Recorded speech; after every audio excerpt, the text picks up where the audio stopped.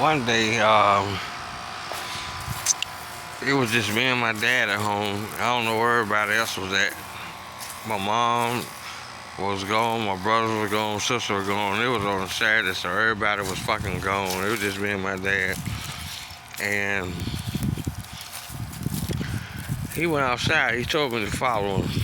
And I did. And he opened up the trunk and he pulled out a brand new skateboard.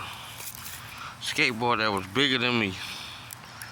Now, you know, when your skateboard is bigger than you and you're a little nigga, because I'm 7 years old, you can't stand up and ride that motherfucker. You gotta get on one knee and you push with the other foot. Okay, so, boom. My dad got rid of me because he wanted to drink and listen to his goddamn music. So, I'm outside and I'm going block to block. Boom, I'm hitting that bitch, pushing my ass off. Hauling ass. So I get tired, ready, hungry. I get hungry, I'm ready to get something to drink, and I'm hungry as a motherfucker. But the whole time I was riding, it was a pile of glass I kept riding by. Now, mind you, this was the days of Evel Knievel. I had all his shit, his fucking motorcycle, cars, ramps, anything you want to name that motherfucker had, except for the suit. I ain't wear that shit. I had it. And I said, I'm gonna ride through this goddamn glass. I'm ready to go home. I'm gonna ride through this glass before I go home. So I'm hauling ass. I turn around, I'm hauling ass on a skateboard. And I changed my mind halfway through and I veered off the path of the glass. And I say, nah, fuck it, I'm an Evel Knievel. I'm gonna do it. I got back in the path, but I say, no, fuck that, I ain't gonna do that shit. But by the time I said that, I was still in the path for that shit. So I rolled through it. Cling, cling, cling, cling, cling, cling, cling, cling, cling, cling, cling, cling, cling, cling. Rolled through it, dog.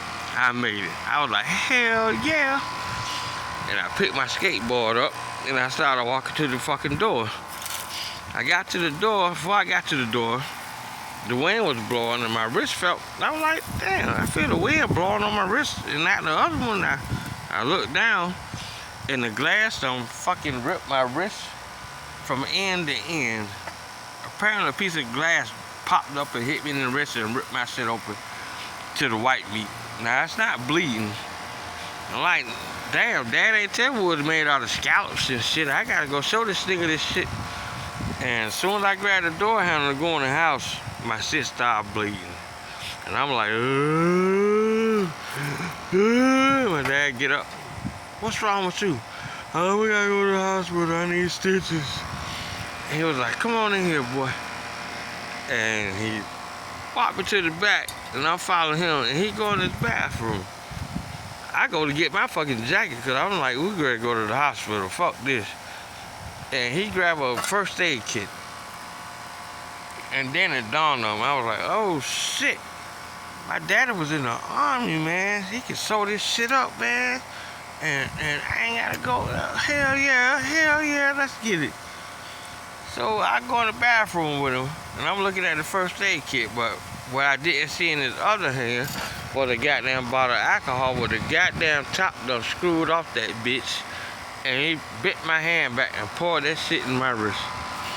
And I don't know if you ever seen a goddamn 40-something-year-old man drinking alcohol sweat, but I was bucking on that nigga ass and he was trying to hold me, and whatever liquor he dropped that day, I got it out his ass. And then he grabbed the peroxide and poured that shit in there. All I saw was white bubbles and shit. When that happened, I got one foot in the toilet, one in the sink. And I'm like, man, what the fuck, man? And then he grabbed a big ass Band-Aid, put across that bitch, wrap it up with goddamn gauze, and walked off.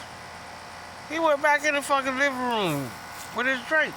Left me in there. And I was like, what the fuck? And then it dawned on me, man, my daddy was a goddamn photographer in the fucking army, man. He don't know about sewing a nigga up, man. I went out there, I went and stuck his liquor and took me a drink.